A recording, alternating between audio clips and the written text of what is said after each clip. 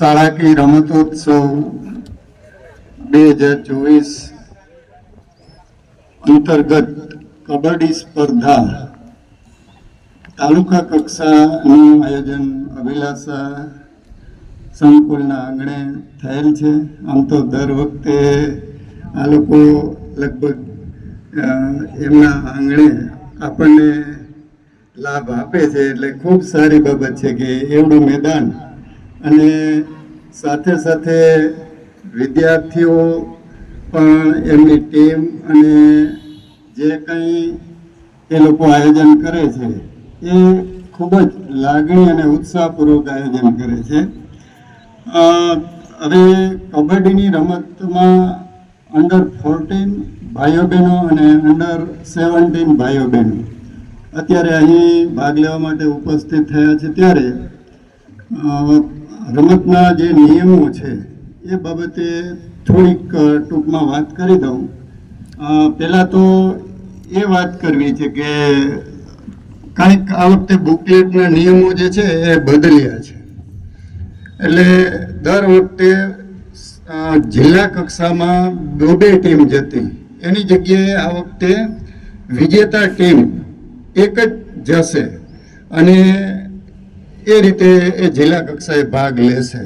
એટલે દરેક team manager અને વિદ્યાર્થી ભાઈઓ બહેનોને એક સૂચન કરીએ છીએ અહીંથી કે એક જ ટીમ લઈને જાય, ભાઈઓ અથવા બહેનો જે કોઈ વિજેતા પ્રથમ નંબરે થાય તે. બીજી બાબત એ કે રમત છે, કોઈ પણ રમત હોય તો એમની અંદર ખેલદિલીની ભાવના હોવી જ જોઈએ. એ પછી પંચ મિત્રો હોય કે પછી ખેલાડીઓ હોય, ખેલદિલીની ભાવના છે એ સૌથી ઉત્તમ પ્રકારનો ગુણ છે. ક્યાંક કદાચ કોઈ શરત ચૂક થતી હોય, રેફરીની થતી હોય અથવા તો ક્યાંય વિદ્યાર્થીની થતી હોય તો એ રીતે ક્ષમ્ય ગણાય છે અથવા તો એ જતી કરવાની હોય છે. ક્યાંક કદાચ એનો ઈરાદો ન હોય પણ આવું થતું હોય તો એ ક્ષમાને પાત્ર હોય છે. તો સામાન્ય રીતે કબડ્ડીની જે રમત છે એમાં લંઘન રેખા જે છે, લંઘન રેખાને ક્રોસ કરવી એ ફરજિયાત છે. દરેક વિદ્યાર્થીએ ક્રોસ કરી હોય તો જ એ ખરેખર એ વિદ્યાર્થીએ ચઢાઈ પૂરી કરી ગણાય.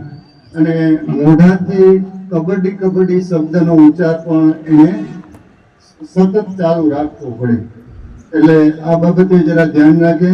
પછી ક્યાંય કોઈ પણ ખેલાડીને ઈજા ન થાય, કોઈ પણ પ્રકારે ક્યાંય નુકસાન ન થાય એ પ્રકારે રમત રમવી જરૂરી છે. અને જે કોઈ આઉટ થયેલા ખેલાડી છે, બાજુમાં પ્રતીક્ષા પ્રદેશ છે ત્યાં એ પોતાનું સ્થાન ક્રમ મુજબ ગ્રહણ કરે અથવા તો ત્યાં બેસે એ ખૂબ જરૂરી છે. બિનજરૂરી કોઈ પણ વિદ્યાર્થી દલીલ ન કરે.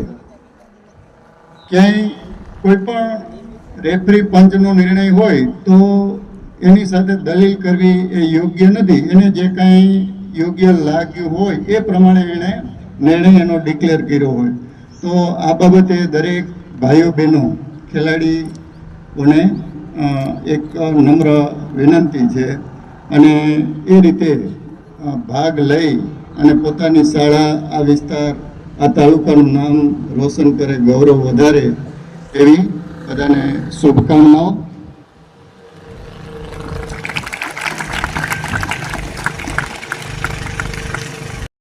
એવરીવન.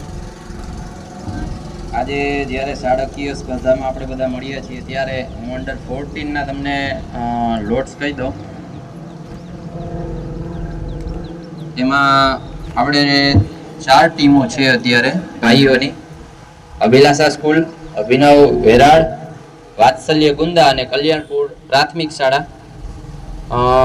ચિઠ્ઠી ઉપરથી આપણે જે લોટ્સ પાડ્યા એમાં જે ટીમો સામસામે રમવાની છે એની તમને માહિતી આપું તો પહેલાં વાત્સલ્ય અને અભિલાષાનો મેચ છે, એના પછી કલ્યાણપુર અને અભિનવ. આ થઈ અંડર 14ની વાત. એના પછી અંડર 17માં ભાઈઓ છે એની 3 ટીમ છે. એમાં અભિલાષા વાનાવડ, VM ગેલાણી અને VK પરમાર માધ્યમિક. એમાં નિયમ મુજબ દર વખતે આપણે કરીએ છીએ એ જ રીતના જે ગઈ સાલની વિનર ટીમ હોય એને પહેલી મેચ બાય મળે જો 3 ટીમ હોય, બરાબર. તો એટલે આપણે અભિલાષાને પહેલી મેચ બાય છે. પછી VM પરમાર અને VM ઘેલાણીની પહેલી મેચ રહેશે અંડર 17 ભાઈઓમાં, બરાબર. એ સિવાય બહેનો છે તો બિનહરીફ છે. એટલે જે કંઈ અહીંયા આપણે કબડ્ડી ગેમ રમવાની છે પંચ મિત્રો એનું તટસ્થ નિર્ણય જ આપશે, બરાબર. કોઈ પણ જાતના પક્ષપાત વગર અને જે કંઈ નિર્ણય હશે એ તમારે ફરજિયાત સ્વીકારવાનો રહેશે. કાંઈ પ્રશ્ન હોય વજન બાબતે અથવા કોઈ ખેલાડી તમને એવું લાગ્યું હોય કે આ ખોખોની ગેમમાં રમેલો હતો તો અત્યારે તમે અમને કહી શકશો. ગેમ ચાલુ થયા પહેલા પણ એક વખત ગેમ પૂરી થઈ ગઈ ત્યાર પછી તમે તમારો કોઈ પણ પ્રશ્ન છે એ સાંભળવામાં નહીં આવે. એટલે ખાસ વિનંતી, તમને કોઈ પણ ઇસ્યુ હોય વજન બાબતે અથવા કોઈ ખેલાડી બાબતે તો ગેમ ચાલુ થાય પહેલા અમને જાણ કરવી, બરાબર. તો વહેલી તકે આપણે ચાલુ કરીએ. અસ્તુ.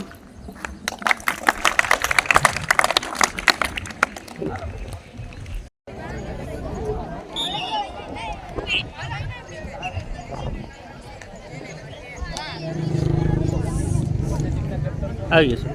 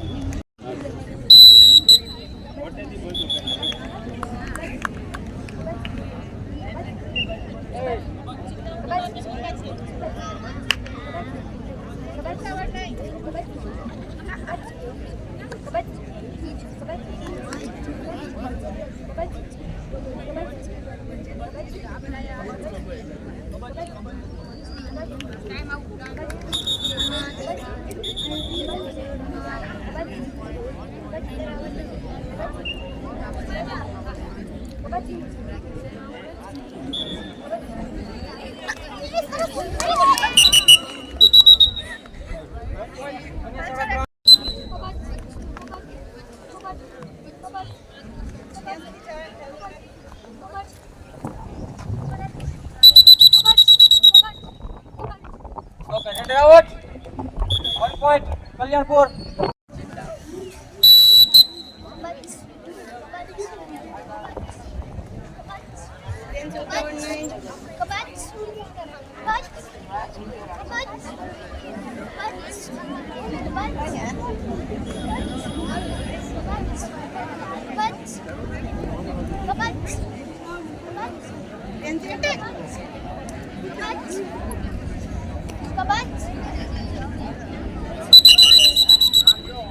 Center out.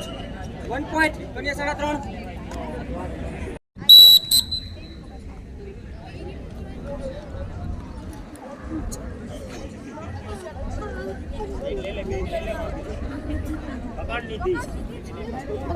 बोले तो बाहर निकल वेरी गुड ट्रेल से रेड 2 + 2 4. कबच कबच कबच कबच कबच ए ट्रेल कबच